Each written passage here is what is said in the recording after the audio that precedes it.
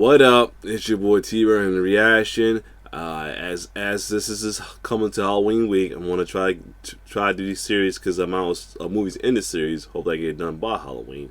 And this is going to the Texas Chainsaw Massacre. We're going to Texas Chainsaw Massacre 2. Now this is gonna be a little split stuff. And I'm be honest. I'm not probably going to edit it. I'm probably going to forget to edit it or try not to edit it. I don't care.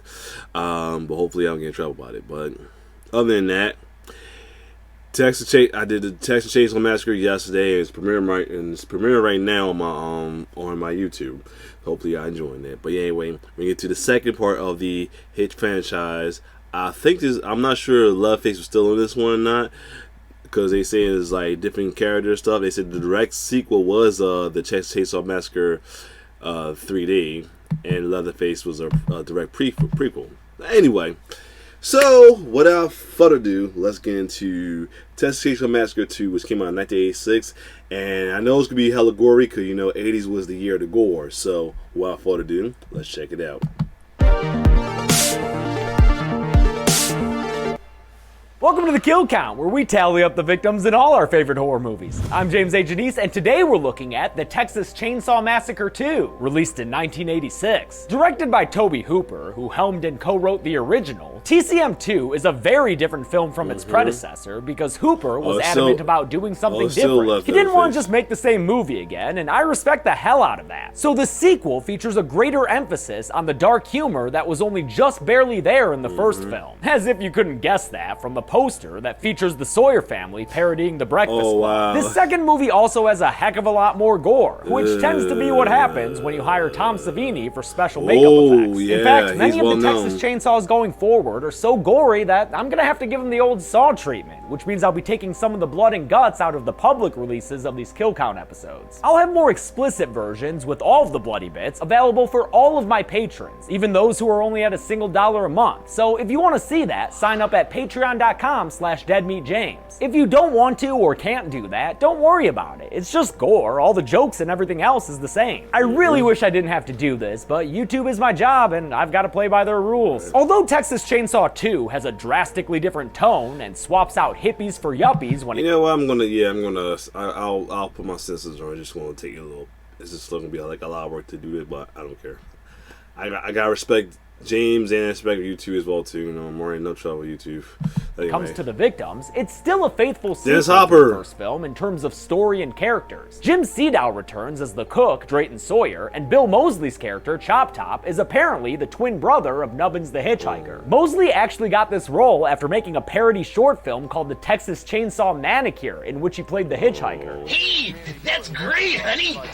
We should celebrate with some head cheese. Hooper saw it, liked it, and cast him when it came time to make the sequel. Leatherface also returns, although he's now played by Bill Johnson instead of Gunnar Hansen, since the franchise's new studio, the Cannon Group, couldn't come to an agreement about Hansen's payment. Leatherface is given a budding romantic interest in Stretch, played by the kick-ass Caroline Williams, and the cast is rounded out by Dennis frickin' Hopper as a deranged vigilante sheriff. If you think all of that sounds weird, just wait until you see how fucking ridiculous Chop Top is. With the Sawyer family back on the meat grind, how many victims will they claim this time around? Let's find out and get to the kills. The movie begins with another title crawl, which summarizes the events of the first film and says that Johnny Law never found evidence of any crime. I wonder if they ever tracked down that semi-truck driver, or if that dude's still running. This is a great title crawl and all, but could we maybe get a title card? Yeah, that's more like it. Our much more active heroine this time through is Stretch, played by Caroline Williams, who was last seen on the Kill Count in Leprechaun 3. She was the one who got all her naughty bits inflated by the little shit. Stretch is a hip radio DJ in the Dallas-Fort Worth area who's just trying to do her job, even though today she keeps getting call-ins from these bro-ish yahoos Buzz and Rick. That is, when they're not too busy recklessly shooting firearms off at government property. Hey, our taxes paid for that sign, buddy. Buzz is the guy who looks like he gets a boner while hazing freshmen, while Rick the Prick is that gun-toting asshole in the Greg Raymer glasses who just can't stop doing an annoying laugh. Fun fact for any fellow LA Public Radio fans, Rick the Prick is played by Chris Doritas, who hosted Morning Becomes Eclectic in the 90s and who hired current MBE host Jason Bentley. After a long day of playing chicken with the truck-driving locals, these assholes call Stretch back later that night to annoy her some more. She wants to hear bright lights, big titties. Wrong.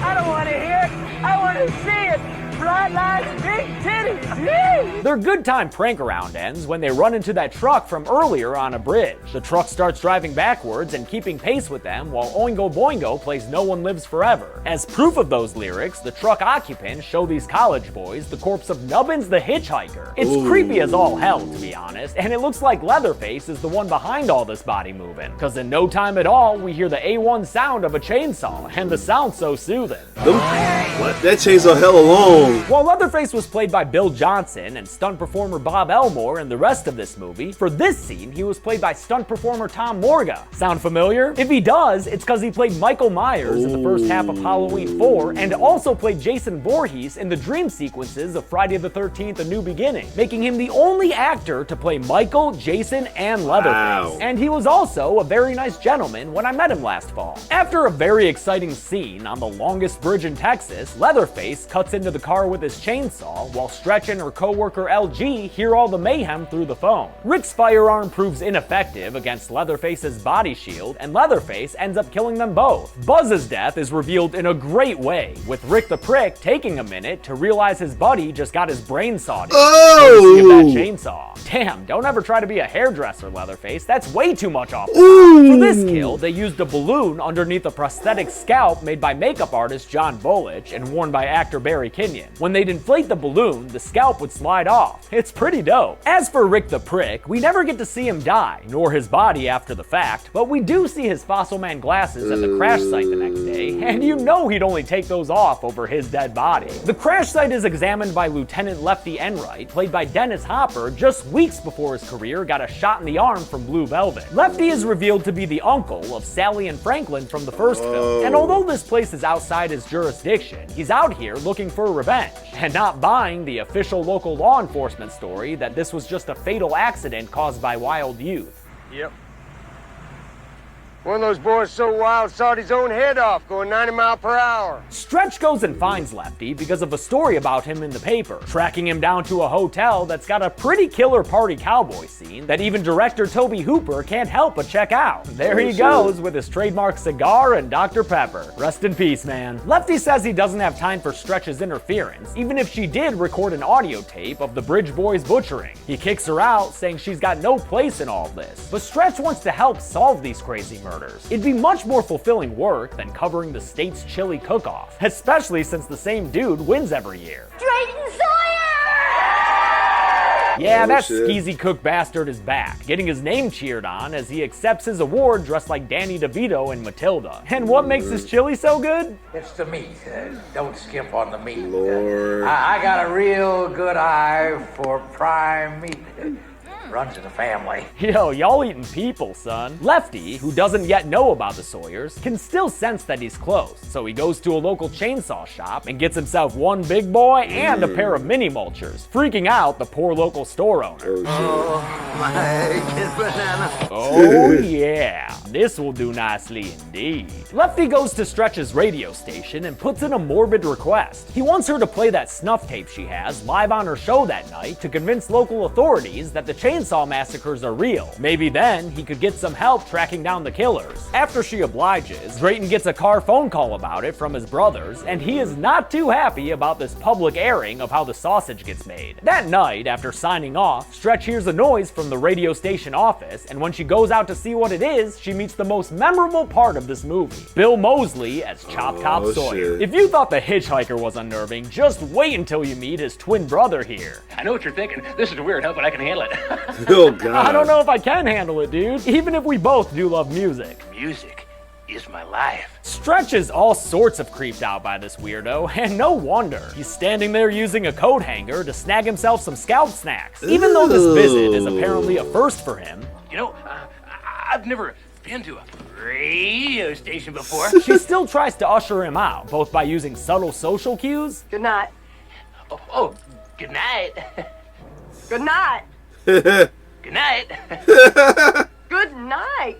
Get out! Night. And by acquiescing to the studio tour he wants, where she shows him all the important things that go into running a radio station. Rubber man. Rubber man, I like him. Armadillo. Here's Mr. Shark. Oh, Mr. Shark. Eventually, the tour winds up at the record vault. Oh shit! Leatherface's jump scare knocks Chop Top down and exposes the metal plate he has underneath his scalp, which he apparently got in Vietnam during the events of the first film. That explains all the scratching, I guess. It don't make the eating part any less gross though. Bill Moseley was a trooper who would do absolutely anything for this role. When they asked him if he could shave his head to help shorten the makeup process down to only 3 to 4 hours, he did so without question. So they wanted me to shave my head. And so I would have shaved my ass and walked backwards for that part. Stretch is able to escape into a back storeroom, and while Leatherface runs into some chainsaw problems against the metal door, LG returns to the station from a coffee run. Inside the office, he finds Chop Top making a mess in the record vault, and also being a real rude dude. Hey, lick my plate, you dog dick! While LG is distracted by Chop Top's antics, Leatherface comes from behind and knocks him to the floor, allowing Chop Top to go absolutely ham on his head with a hammer. He just really wallops on him there with that thing. It's pretty gross. Leatherface heads back to the metal door and tries to dance it open, and when that doesn't work, he just Kool-Aid Mans through the wall and starts swiping wildly at Stretch. What follows is one of the most bizarre and memorable scenes in the entire franchise. Right after Leatherface gets done wrecking the radio station's soda supply for their upcoming company barbecue. Rude. Stretch gets him to power down his chainsaw by telling him he's not really mad at her. In fact, hey Leatherface, yo, you kinda like her, don't you? How good are you? It's a scene you could write 100 term papers about, as Leatherface shows impotence with his weapon of choice in the face of a powerful woman willing to challenge his authority. Or maybe he just likes putting his chainsaw there and getting compliments about it. You're really good.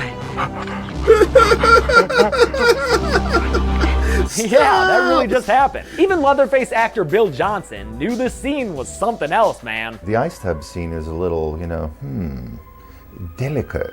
The excitement gets to be too much for Leatherface, and he revs the chainsaw up again to assist him in his ritualistic mating dance. But after a soft swipe to the left and a pelvic thrust that really drives him insane, he leaves Stretch and returns to his brother, who he promptly lies to. You got her? Did you get her good? Oh well, anything for a high five from your older bro, right? They take LG's body and drive off with it in the back of their truck, and Stretch wastes no time getting in her Jeep and following them, earning herself a little psycho nod while she drives. Nice. She follows them to the Texas Battleland, an abandoned amusement park / nightmare land that we'll be spending the rest of this movie at. So settle in, motherfuckers. Stretch gets out of her car and follows the Sawyer truck on foot before she's chased by another car into a cool little tunnel thing. What's that thing made out of? Dinosaur ribs? The car chasing her ends up being Lefty, but before they can properly reunite, Stretch is dropped through a trapdoor in the ground, tumbles down a dirt chute, slides down a dirty slide, and falls through a dirt floor. Lefty would rather not do all of that, so he just gets his chainsaws, says a prayer, and rushes into this bizarre amusement park screaming like a madman. Stretch wakes up in an underground meat cellar and hides behind a barrel when she hears someone coming. Turns out it's the Sawyer boys, Drayton, Chop Top, and Leatherface, who they call Bubba in this movie. They leave Bubba to work on stripping the clothes and then skin off of LG's body, while Stretch watches in horror. Aw, and then Bubba takes off LG's face too. Is that an order for Nick Cage or John Travolta, Bubba? Leatherface eventually finds Stretch hiding, but can't bring himself to kill her after she tells him no good. Instead, he keeps Stretch hidden from his siblings, as Chop Top does a damn good Drayton Sawyer impression. You gotta run for that money now. Chase that dollar. Gotta go fast to catch it. You Dumb baboons are too don't even feel I'm tired of kicking your asses. To keep his new girlfriend super hidden and safe, he adorns her with LG's face. Good God, that is the grossest act of kindness I've ever seen. Yeah, the hat doesn't make it any better, Bubba. And I really don't think she's in a dancing mood right now, dude. He ties her up and leaves her to do more Leatherface work, whatever that entails. And after he's gone, we see that LG is somehow still alive, though presently lacking a face. Hey, Stretch, is that my face you got on your face? LG's makeup in this scene was another huge endeavor endeavor headed by makeup artist Gino Crognali. They had to make molds and casts of a bunch of his body parts, and the application process took so long that LG's actor Lou Perryman, who was an assistant cam op on the original Texas Chainsaw Massacre by the way, would come to set at 2 in the morning and just sleep on a slab while they applied them. Everyone on this movie was super pumped to be on this movie. LG weekly offers to cut Stretch loose, which would be great if he could just adopt a less stabby method there. But he gets her free eventually, before collapsing to the ground and uttering his last words. He finally dies from being skinned alive, and as a sign of respect, Stretch removes his hat and his face. There, just like new again. All better. Stretch exits the cellar into a huge area full of meat and meat smoke, and from here on out, we get to enjoy the insanely detailed production design done by Carrie White, who also built these sets. I love how these spaces are filled with festive lights as we watch the familial turmoil of the Sawyers. Drayton complaining about small business taxes, while Chop Top dances around with his dead twin brother, Nubbins. Meanwhile, Lefty has been taking an open house tour of the place and is not impressed with what he finds. Why, that wall is not regulated to hold loose piles of clothes like that. Since Lefty's an adamant believer in housing codes, he knows what has to be done. Bring it all down! His anger is reignited a little later when he comes across the corpse of his nephew Franklin. Damn, and those batteries still running? They must be energizers that keep going and going and going, kinda like this franchise. He gets back to work, and his support beam sawing gets the attention of the Sawyers. In the excitement that follows, Chop Top probably would have seen Stretch if he wasn't too busy rehearsing his latest hit single, Nomland. Pretty catchy, huh, Stretch? And he even does his own pyrotechnics. But Drayton has put his pop music career behind him, so he does notice Stretch running around their tunnels and tells his younger brothers to go find her. Stretch runs through the park's tunnels, which are not only full of interesting bone furniture that was made by prop master Michael Sullivan, but are also chock full of more lights, which was actually a pragmatic solution to lighting these tunnels during these chase scenes. They had to dress and light nearly a quarter mile of tunnels for all these scenes. Once again, the production designer, in this case Carrie White, is majorly responsible for this movie's effectiveness. Leatherface pops out and does his little hip shake some more, then chases Stretch to a dead end and holds her there until his brothers arrive. Drayton accuses Stretch of being the cause of all this structural destruction going on until Chop Top recognizes her from the radio station. But wait a minute, she shouldn't be alive. Leatherface, you got some splaining to do. Bubba doesn't even need to say anything, cause Chop Top figures it out all on his own. Bubba's got a girlfriend! Sorry about my family. Didn't get to pick them. Drayton doesn't approve of the relationship because to him, the business is more important. You got one choice, boy. Sex or the saw. Oh, Sex wow. is, nobody knows. But the saw is family. I don't know if you're the best judge in this situation, Drayton. I mean, can you even spell sex? S-C-E-X.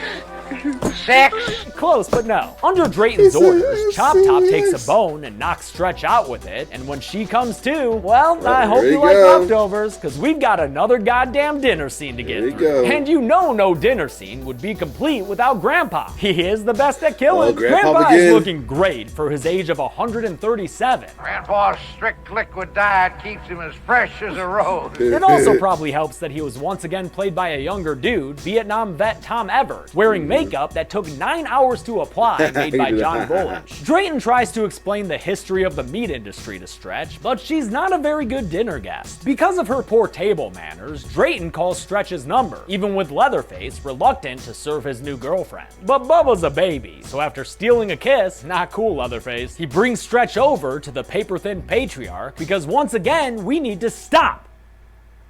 Cause it's hammer time. You know, as long as Grandpa can keep it in his hand. Oh, he can't? That's okay. Here we go He's got a ladle to lick and a coat hanger. Chop Top scalp. Grandpa eventually gets his shit together and hits Stretch once with the hammer, but he's unable to finish the job, so Drayton has to take over. Damn, that was painful to watch. Sounds like a good time for crazy-ass Lefty to join the fray. Boys, boys, boys. What the hell's going on here? That's the American way of entering a man's home. Lefty tells the Sawyers that he's here for vengeance, and it's gonna take more than some of their meat money to make him go away. I'm the Lord of the Harvest. Who's that?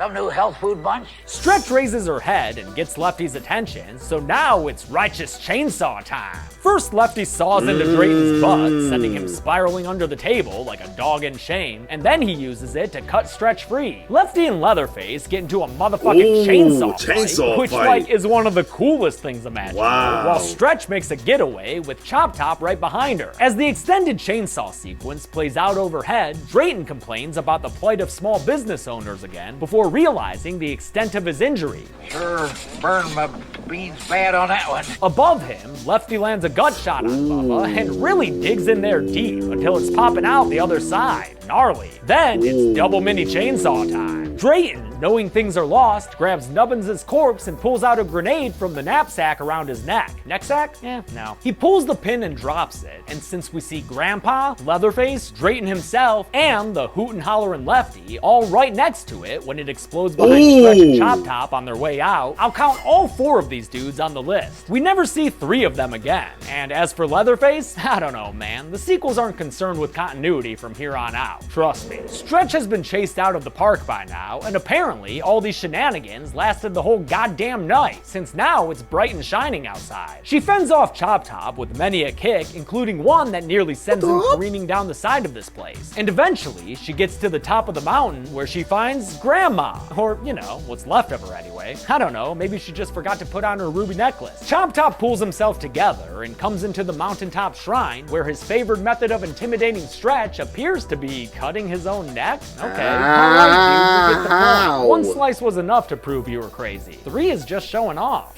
It's like death eating a cracker. You took the words right out of my mouth. Stretch grabs the chainsaw from Grandma's corpse, and although Chop Top slashes her a bunch as she's trying to get it started, he doesn't ultimately prevent her from revving up the blade and cutting into his torso with it. The attack sends him careening backwards down the mountainside, and hey, what the hell, I'll put him on the list. We'll never see him again, and might as well give this movie the little boost in numbers. The movie ends with Stretch replicating Leatherface's chainsaw dance from the first movie, but hers is on top of a mountain, so like points for altitude, I guess? How many kills did we get in this crazy sequel to a classic?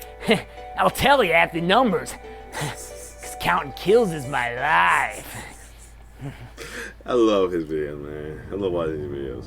By my generous counting, 8 people died in the Texas Chainsaw Massacre 2. All of them were men of varying ages and facilities, giving us a completely blueberry meat pie. And with a runtime of 101 minutes, that left us with a kill on average who got the golden? 3 minutes. I'll give the golden chainsaw for coolest kill to Buzz, definitely. He got his head sawed in half while driving. That's insane. Oh, and fun fact, those are Tom Savini's hands in this super gory shot. Dull machete for lamest kill will go to Rick the Prick, since we didn't even get to see a body. Come on, Texas Chainsaw, show us the massacre. And that's it. The Texas Chainsaw Massacre 2 came out in 1986 and was released by the Cannon Group unrated after the MPAA wanted to give it an X. Next week is Leatherface, the Texas Chainsaw Massacre 3. But until then, I'm James A. Janice. This has been The Kill Count. Thanks a lot for... Nice. That was good. This was a good one right here. This is a good one right here. This is and this is great. I will be having to trying to censor now for YouTube, but I will put the uncensored on. I guess I'll try again with the Patreon, or my Patreon as well too. My Patreon, just like Dead Me with the is $1 a month. So y'all, if y'all want to be down, hopefully. Well, then that, if you like my reaction, like, share, subscribe to my YouTube channel. It's your boy T-Bear signing off. And next one we will see either tomorrow or Monday, depends on how far I am, will be Texas Chainsaw Massacre 3. The original Texas Chainsaw Massacre 3, I think it's called Leatherface, as he said. So anyway, it's your boy T-Bear signing off. One love.